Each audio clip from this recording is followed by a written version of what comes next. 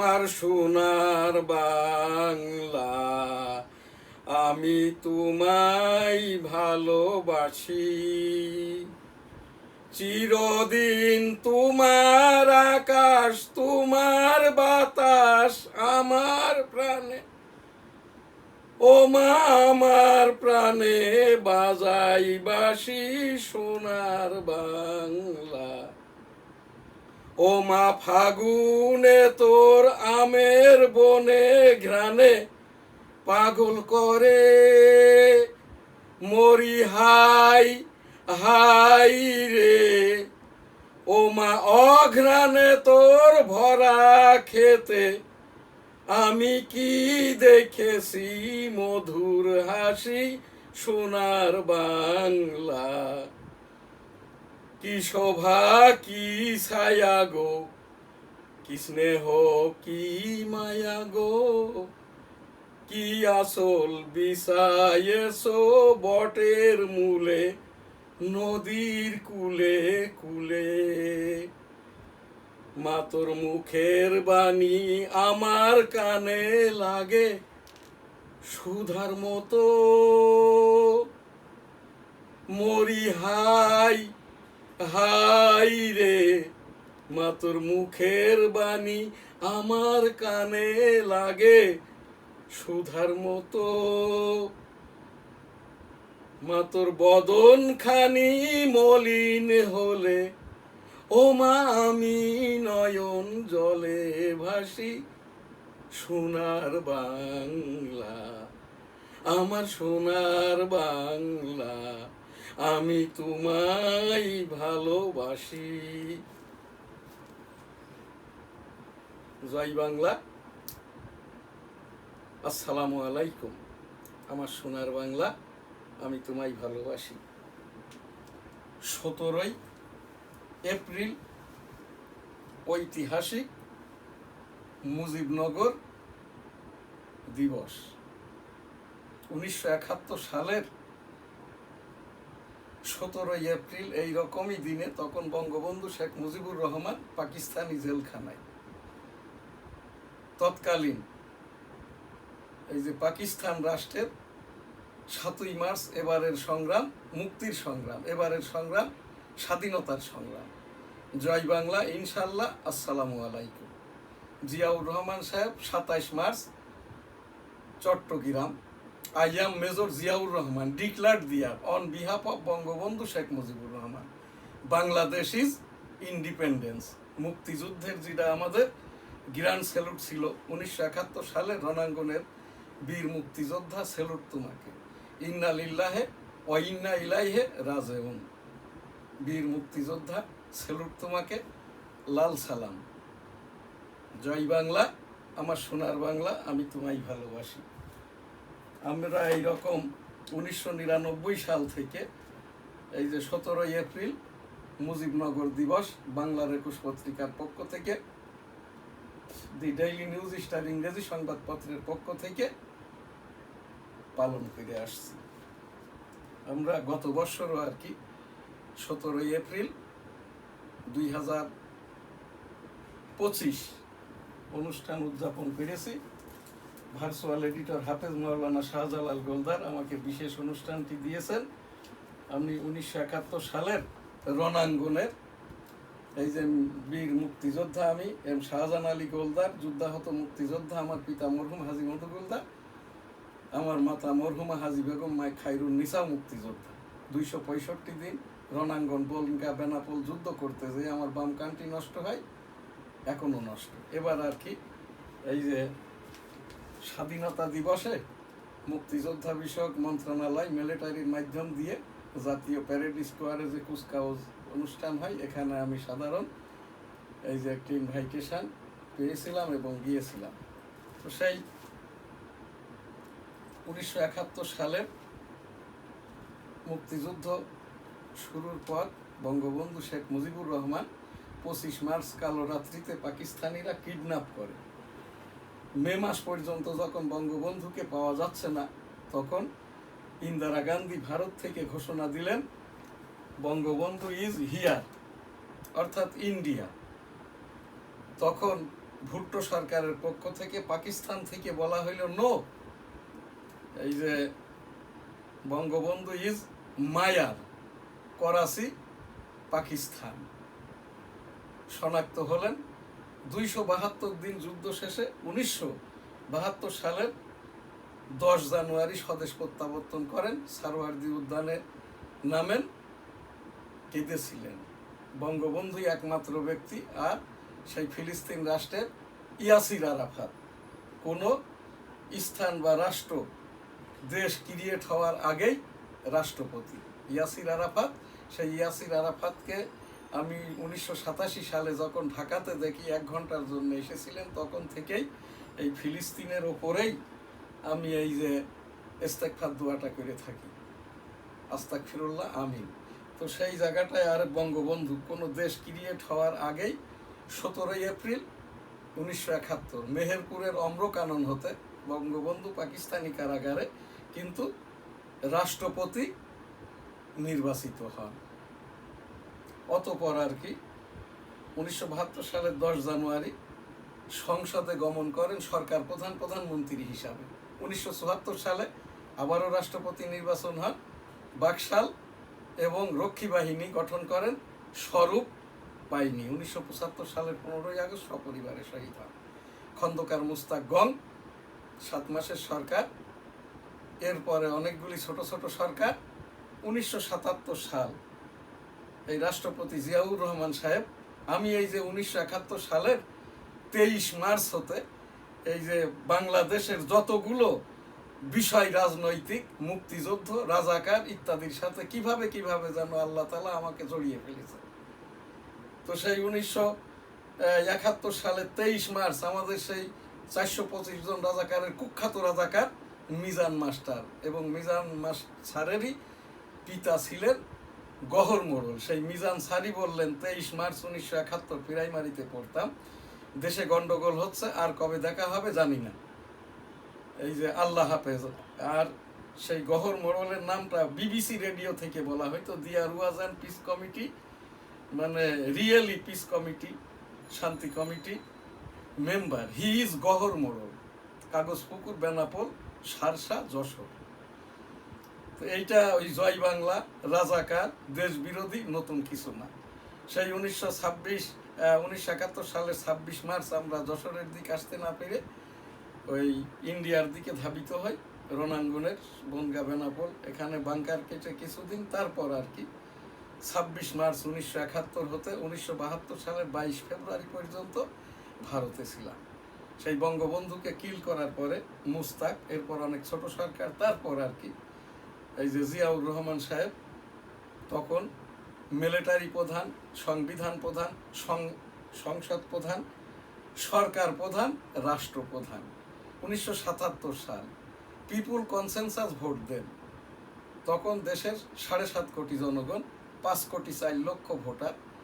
আমি ওই সেই 1977 সালের জিয়াউর রহমান সাহেবের পিপুল কনসেনসাস হানা ভোটের পুলিং এজেন্ট ছিলাম। বেনাপোল হাই স্কুল ভোট কেন্দ্র, বেলা 11টা, আতিয়া স্যার পুলিং অফিসার, আমরা পুলিং এজেন্ট, হানা একজন করে। এইটা আর কি কোনো ভোটাভুটি কিছু হয় নাই। বেলা 11টা, টিয়ার গ্যাস, গোলাগুলি। আতিয়া স্যার বললেন জীবন নিয়ে পালারে বাবা, আমি দেখি কি করা যায়। ওই 1977 সালের হানা ভোটেও বৈষম্য হয়েছিল, ওইটা প্রথম পিপুল কনসেনসাস ভোট। এরপরে আর কি 1973 সালে বঙ্গবন্ধু প্রথম জাতীয় সংসদ নির্বাচন দেন হেলিকপ্টারে করে। ওই যে খন্দকার মুস্তাকের আসনের ভোটগুলো ঢাকাতে এনে আর কি খন্দকার মুস্তাকের এই বঙ্গবন্ধু 73 সালের এমপি বানানোর জন্য ওই যে কুমিল্লা থেকে আর কি ওই খন্দকার মুস্তাকেরই ব্যালট বাক্স কিন্তু ঢাকায় এনেছিল, যেটার 73 সালের বৈষম্য বলা হয়, ভোটের বৈষম্য। সেইটা কিন্তু ওই সংসদ সদস্য প্রার্থীটা ছিলেন খন্দকার মুস্তাক আহমেদ, কুমিল্লা। এবং ওখান থেকেই আর কি এই খন্দকার মুস্তাক খুবই দুষ্টু লোক ছিলেন, বঙ্গবন্ধুর বন্ধুও ছিলেন। সেই ভোটারটা কোনো কিছুই আর কি খন্দকার মুস্তাক কি ফেল করে, এটা ছিল পূর্ব পরিকল্পিত। খন্দকার মুস্তাকের বঙ্গবন্ধুকে এইটা শেষ করার প্ল্যান। আর একটা অপপ্রচার আছে, বাংলাদেশে একটি বাদে আর কোনো সংবাদপত্র বঙ্গবন্ধু রাখে নাই। তখন এই যে মিডিয়া তালিকাভুক্ত সংবাদপত্র ছিল ইত্তেফাক আর 3টি, আর বাকি যে সংবাদপত্র ছিল এই যে 70টার মতো, এগুলো বাংলাদেশের বিভিন্ন, তখন তো 17টি জেলা, জেলা প্রশাসন এবং ঢাকা হতে আর কি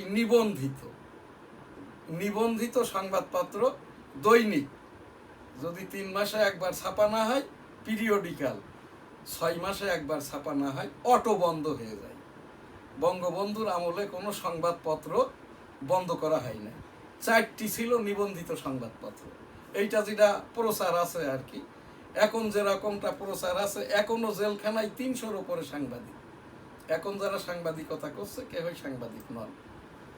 যাই হোক আর কি, সেই জিয়াউর রহমান সাহেব 1979 সালে দ্বিতীয় জাতীয় সংসদ নির্বাচন দেন, সেখানটাইও বৈষম্য হয়। এরপরে 1981 সালে জিয়াউর রহমান সাহেব চট্টগ্রাম সার্কিট হাউসে এই যে বঙ্গবন্ধুর মতো ভুলের কারণে, বঙ্গবন্ধু যেমন আবেগে তার বাপের বাড়িতে থাকতেন, এখন যেটা হেরিটেজ 32 নম্বর ছাত্র জনতার সময় যেটাকে গ্রাউন্ড জিরো করে দেওয়া হয়েছে।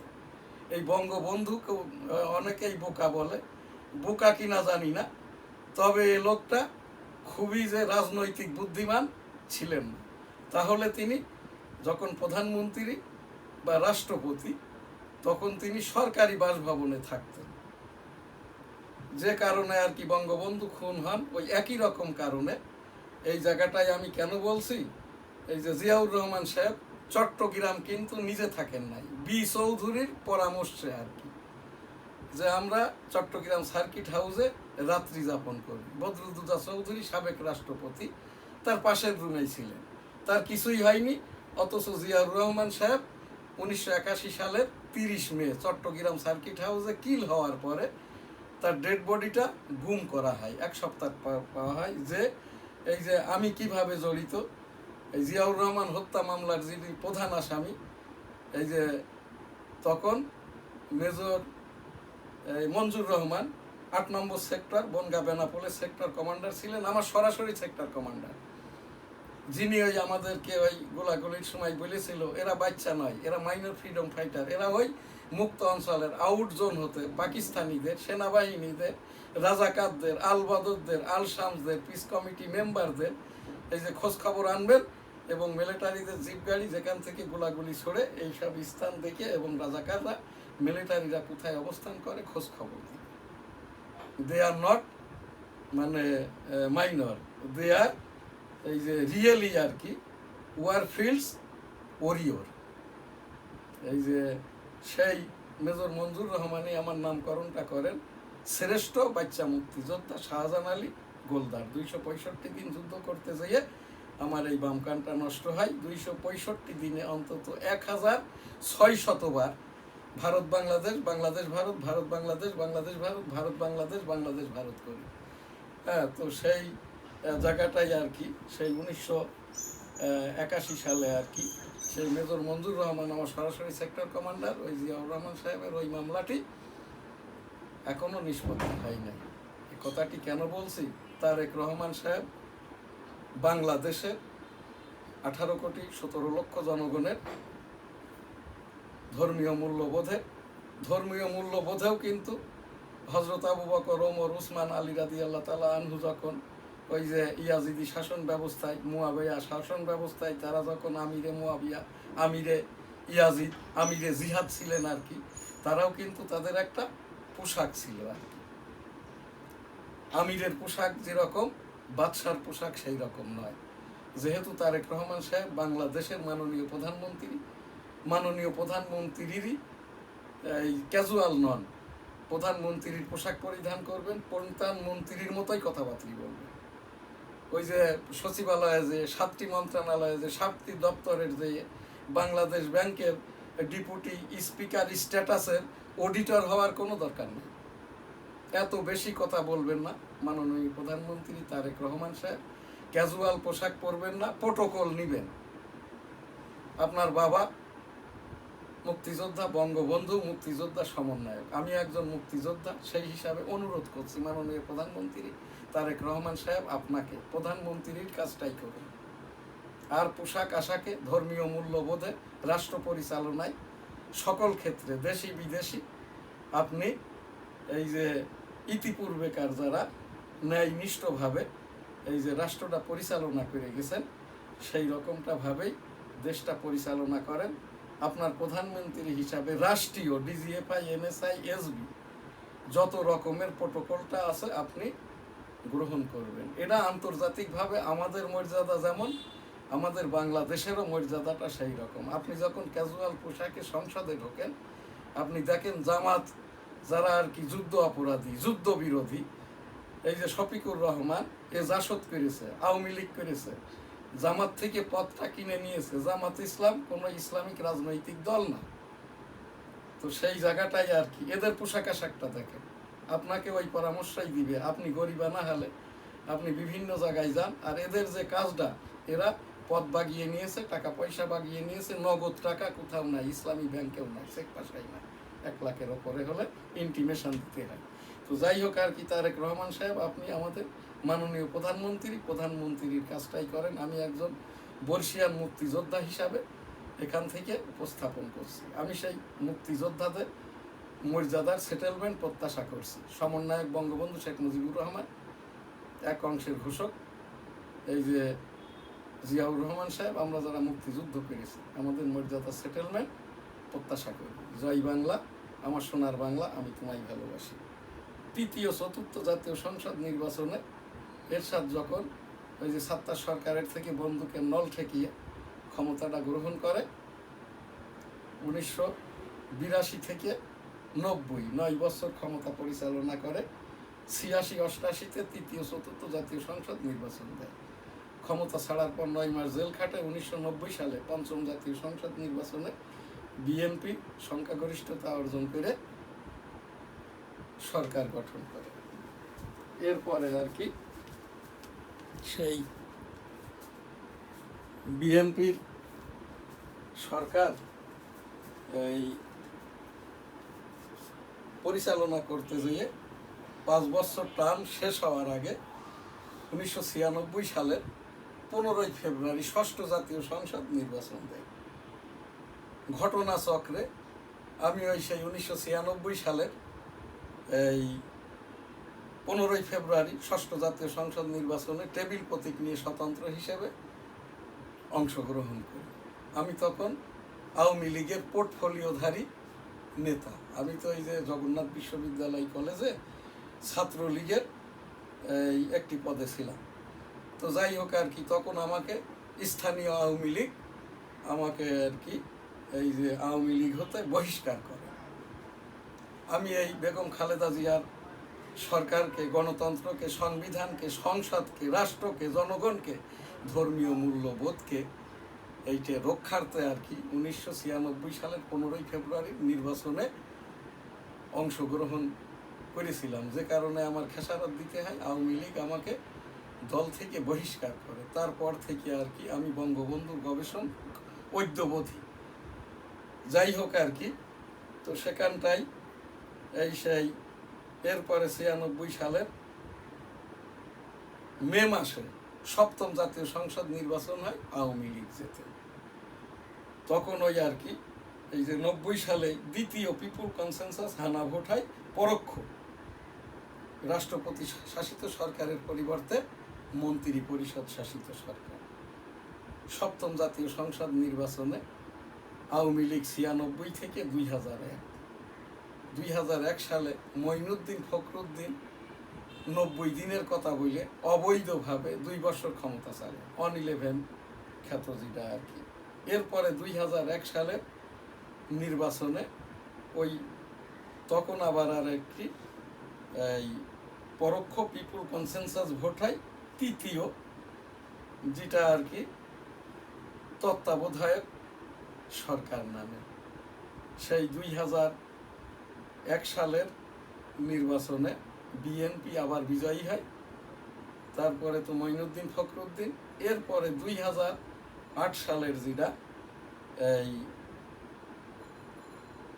8ম 2001 সালের ভালো নির্বাচন হয়, 9ম জাতীয় সংসদ নির্বাচন 2008 সাল বা 9 সালে, সেটাও নির্বাচনটি মোটামুটি ছিল, সব দল অংশগ্রহণ করে। এরপরে আর কি 14, 18, 24 ভোটের 12টা বাজায় তৎকালীন নির্বাচন কমিশন এবং সরকার, তৎকালীন রাষ্ট্রপতি। আমি ওই সেই নবম, দশম, একাদশ, দ্বাদশ জাতীয় সংসদ নির্বাচনে স্বতন্ত্র হিসেবে টেবিল প্রতীক নিয়ে নির্বাচন করি, কিন্তু আমাকে নির্বাচনটা করতে দেওয়া হয়নি। 2023 সালে মাননীয় রাষ্ট্রপতি পদে পদপ্রার্থী হয় 18 কোটি জনগণের পক্ষে, কিন্তু আমাকে নির্বাচনটা করতে দেওয়া হয় না। এরপরে আর কি শেষ ছাত্র জনতা সরকারের আমার এখান থেকেই 3 আগস্ট আমি প্রোগ্রাম করি যে ছাত্রদের সব দাবি মেনে নেওয়া হোক। তখন আমার এই যে দি ডেইলি নিউজ স্টার ইংরেজি সংবাদপত্রটার মিডিয়া বোর্ড, ওএস বোর্ড বাদ করে। www.dailynewsstar.com, এই যে আমার যেটা অনলাইন নিউজ পোর্টাল, এই নাহিদ ইসলাম বাদ করে, মাহফুজ আবার খুলে দেয়। এটি আমার মুক্তিযোদ্ধা সনদ আমার পিতামাতার সাথে।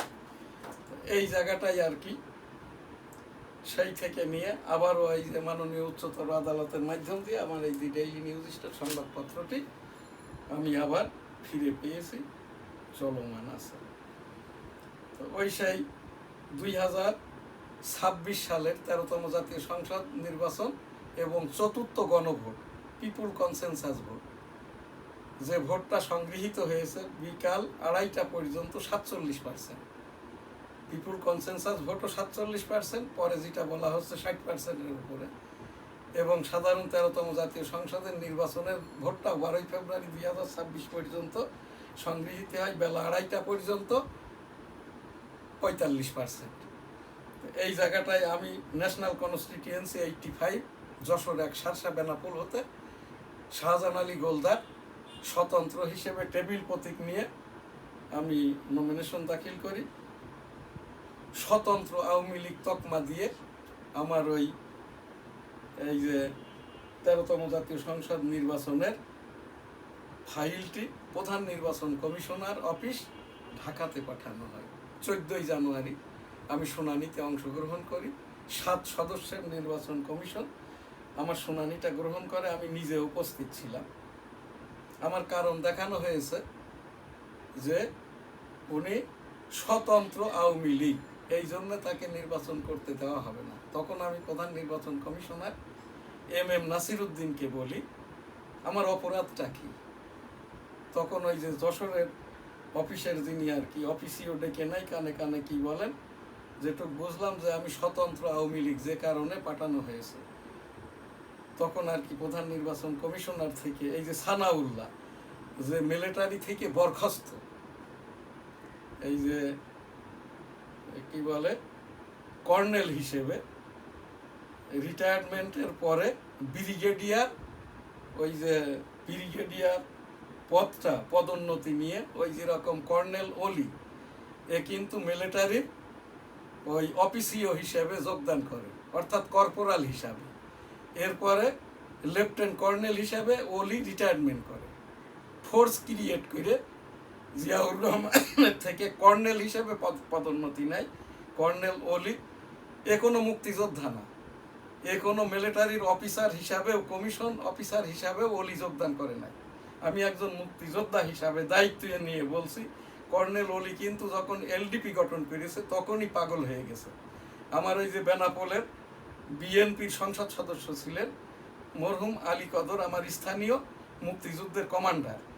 এই আলী কদর সাহেবও এলডিপিতে যোগদান করেছিল। ন্যাম ফিলাটে আমাকে বলেছিল আলী কদর মামা যে আমি যদি বুঝতাম যে এই যে অলি এই কি বলে পাগল হয়ে গেছে এবং লেফটেন্যান্ট কর্নেল থেকে পদোন্নতি নিয়ে কর্নেল হয়েছে, আমি এলডিপিতে আসতাম না।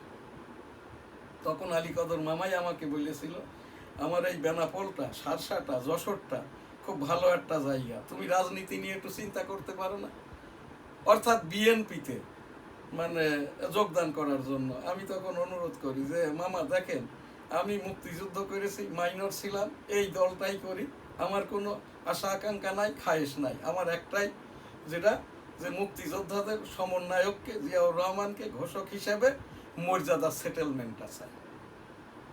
যাই হোক আর কি, সেই এই কর্নেল ওলি তো ওই রকমটাই করলেন, সেখান থেকে এই মেজর থেকে জেনারেল, তারপরে আর কি ওই সেই নির্বাচন কমিশনার এম নাসির উদ্দিন তো প্রধান, এই যেটা আর কি আর একজন ছিলেন, উনি আমার ফাইলটা নিয়ে বলেন আপনার এই আপিলটা এখানে মঞ্জুর করা যাবে না।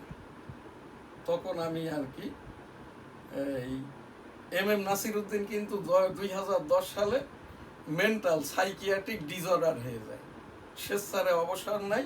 14 জানুয়ারি তার বয়সটা 73 বৎসর।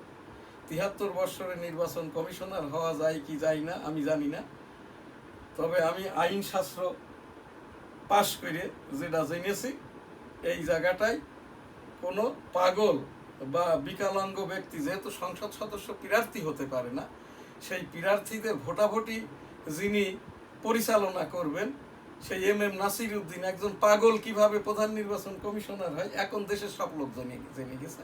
এরা সব জামাতের ইয়ানত দানকারী, অর্থাৎ জামাতের চাঁদা দানকারী রকম। ইয়ানত নতুন কিছু না, ওই ইয়াজিদ আমলে, মুয়াবিয়া আমলে, জিহাদ আমলে, ওই যে সৌদি আরবের যখন এরা আমিরে জিহাদ ছিল, আমিরে মুয়াবিয়া ছিল, আমিরে ওই কি বলে ইয়াজিদ ছিল, এরা জবরদস্তি করে তৎকালীন ব্যবসায়ীদের থেকে এই ওই সিরিয়ার ইহুদিদের থেকে এই ইয়ানত বা চাঁদাটা আদায় করতো, যেটা বাংলাদেশে এখন করে।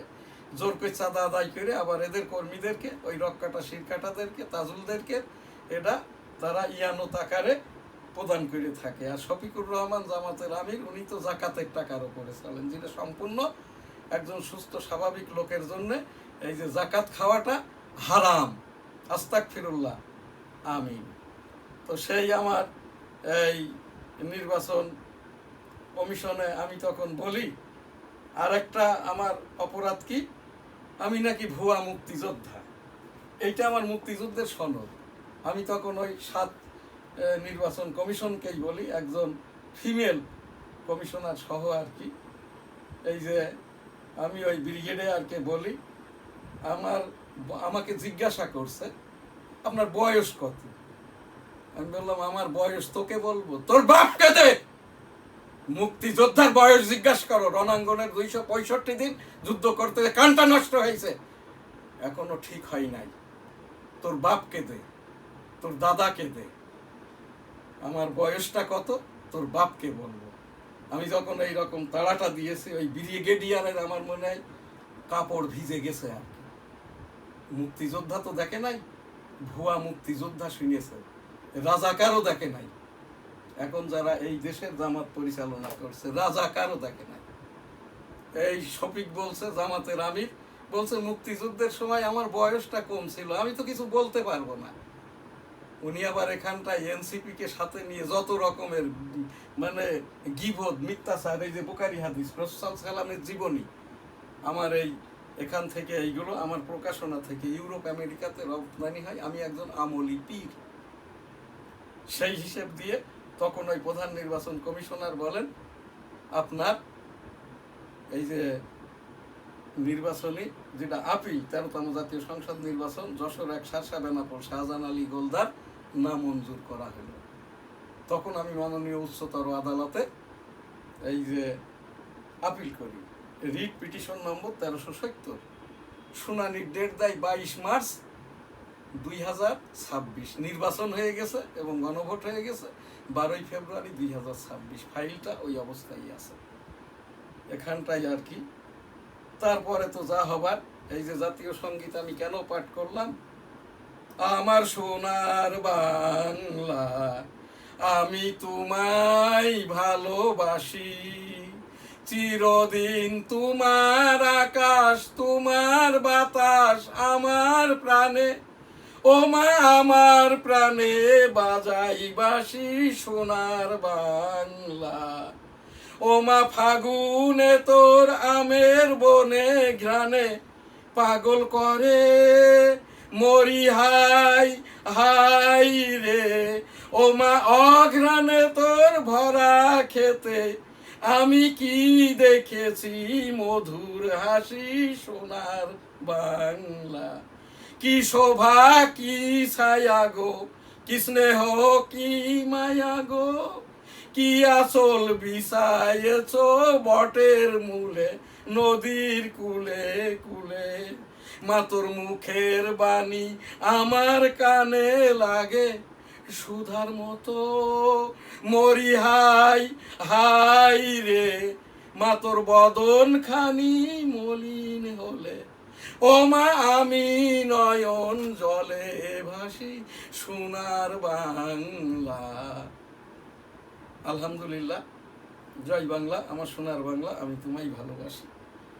13তম জাতীয় সংসদ নির্বাচনে এই দেশ বিরোধী রাজাকার আল বদর আল শামস, অরাজাকার শফিক, অরাজাকার যে গোলাম পরোয়ার, সাঁতার কেটে তার পূর্বপুরুষ সুন্দরবনের ওই নদী পার হয়ে এই দেশে আসে। গোলাম পরোয়ার জামাত সেক্রেটারি, এ সুন্দর করে আর কি সূরা ফাতিহাটাই পড়তে পারে না, ইস্তেগফার পড়তে পারে না। গোলাম পরোয়ার পারবে কিভাবে? এ তো একটি হাই স্কুলের শিক্ষক ছিল, বলে প্রফেসর, রিটায়ার্ড। মিথ্যাচার, গীবত, এইটা হচ্ছে জামাত ইসলাম পাক কালাম হাদিস সুদ ঘুষ জিনা ব্যভিচার পরিচালনার মধ্য দিয়েই মিথ্যাচার করে, যেটা এখন এদেশের 18 কোটি জনগণ জেনে গেছে। তারা ভোটের আগে প্রচার করল কে? শেখ মুজিবকে দিয়েছেন, জিয়াকে দিয়েছেন, খালেদাকে দিয়েছেন, হাসিনাকে দিয়েছেন, আমাদের একবার দেন। মিথ্যাচার, গীবত। 4 লক্ষ বোরকা পরিয়ে প্রত্যেক এই যে জামাতের যারা পোর্টফোলিওধারী সাথী, এদের বউদেরকে, মেয়েদেরকে, ছেলের বউকে 10 লক্ষ টাকা করে জামাত ইসলামের টাকা দেয়, 200 হিজড়াকেও টাকা দেয়। যার একটি হিজড়া আমার বাসায় এসেছিল, এই কথাই বলছিল। তখন আমার স্ত্রী বলে তাকে, তোমার এইরকম লাগছে কেন? এরপরে সে দেখে তার ওই হিজড়ার হিজাবের ভিতরে জিন্স পরা হিজড়া, এই মতিঝিল এলাকা। হ্যাঁ, হিজড়াদেরকে তারা এই প্রচারের জন্য এক এক হিজড়াকে 2 লক্ষ করে টাকা দিয়েছে। সেই জামাত ইসলাম সংসদে যেয়ে জাতীয় সঙ্গীতকে, এই যে জাতীয় পতাকাকে, মাননীয় স্পিকারকে, মাননীয় রাষ্ট্রপতিকে অবজ্ঞা করে। আমি এইটা তখনও উপস্থাপন করেছি, এখনও করেছি। সেশন চলমান হোক বা না হোক, পরবর্তীতে হোক, জামাত ইসলাম এই যে কাজটা করেছে, মাননীয় স্পিকার মহোদয় এই সেশনটুক আপনি সংশোধন করে নেবেন, এতেই চলবে আর কি।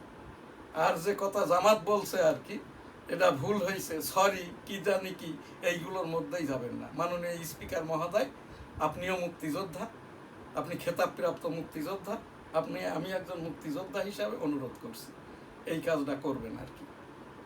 তো সেই 17ই এপ্রিল আর কি, আজ বঙ্গবন্ধুর এই রকম দিনেই রাষ্ট্রপতি হয়েছিলেন বাংলাদেশের, কিন্তু তখন পাকিস্তানে কারাগারে ছিল।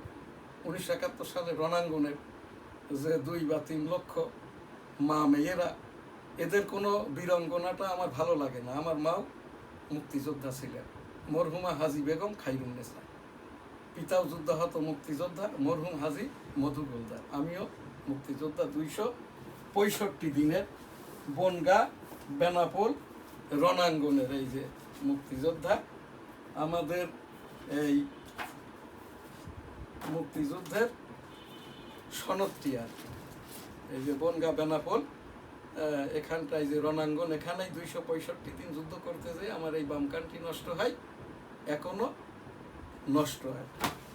তো সেই হিসাব দিয়েই এইগুলো কেন দেখাচ্ছি, এরপরেও 3 বার আমাকে কিল করতে এসছে, আমার স্টুডিও ভাঙচুর করে। এইটা তো পরে আমি এই ছবিটা যখন আর কি মাননীয় উচ্চতর আদালত 27 অক্টোবর 2024, মুক্তিযোদ্ধাদের নিয়ে মন্তব্য নয়, এই তারপরে হচ্ছে কি দেশপ্রেম নিয়ে, ধর্মীয় মূল্যবোধ নিয়ে, 18 কোটি জনগণের কে কোথায় জয় বাংলা বলবে, বঙ্গবন্ধুর ছবি কোথায় রাখবে, ফাদার অফ দ্য নেশন বলবে কিনা, বঙ্গবন্ধু বলবে, এটা 18 কোটি জনগণের যার যার তার ব্যাপার। তখন থেকেই আর কি আমি আবার ওই প্রোগ্রামটা করছি এবং এইভাবেই করছি আর কি ফর্মালি।